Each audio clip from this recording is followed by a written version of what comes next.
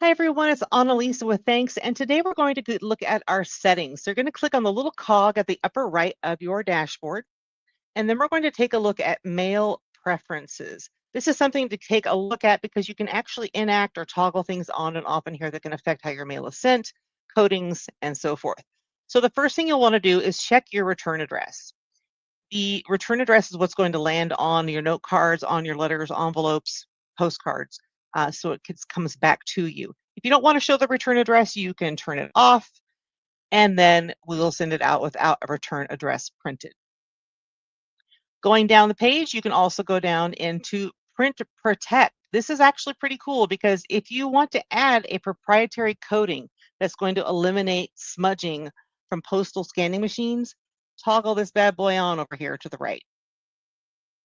You can also opt to do standard mail mode. So this is going to save you about 5 cents on smaller formats and 21 cents on larger per piece every time. This is ideal if this is not a time sensitive campaign. If it's time sensitive, leave it as is. So right now we can leave this off because it'll send first class, but if we want to turn this on for something that isn't time sensitive, we can toggle it on here to the right. Now, this next one is pretty dang cool. You've got append on scan. If you have this toggled on like I do, the system is going to automatically search for data related to the people that scanned your info. So this is going to be, if you don't have a phone number, if you don't have an email, we'll try and find it and we will add it to your account for you so you can get a hold of these folks. So we're going to give you every opportunity to get that scan, and we'll try to feed you the most accurate information we can if you have this toggled on. We also have a dedupe feature, so a duplication prevention. So you can actually say, hey, I want to prevent sending to the same recipient within 36 hours. So make sure you get that toggled on, or if you have a lot of campaigns going, you could just be like sending them a card a day. So, watch how you do this. You might want to be careful and get that dedupe failsafe activated. Next, we're going to check for vacant addresses. So what this means is if you have vacant addresses, they usually have a high return rate.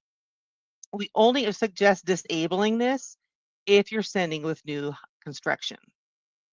Next, we have your flag invalid addresses. So if we have returned addresses, they're automatically going to be marked undeliverable and excluded from future orders if you have this turned on. Now, going down to the bottom is where you can set some settings to default and load on your system as you're creating postcards, letters, and so forth. So you can say, I want to hide my logo, yes or no. Yes, hide it, don't hide it. And when I'm creating a postcard, I wanted the following things to be set.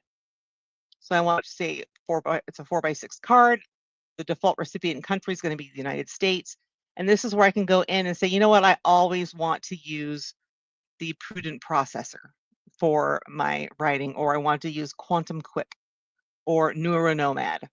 So this is where you can pick all of those defaults and the color of which you want those to be. So if you want purple, NeuroNomad, got it. I always recommend keeping the font size as auto because the system will choose the best font size for what you're creating.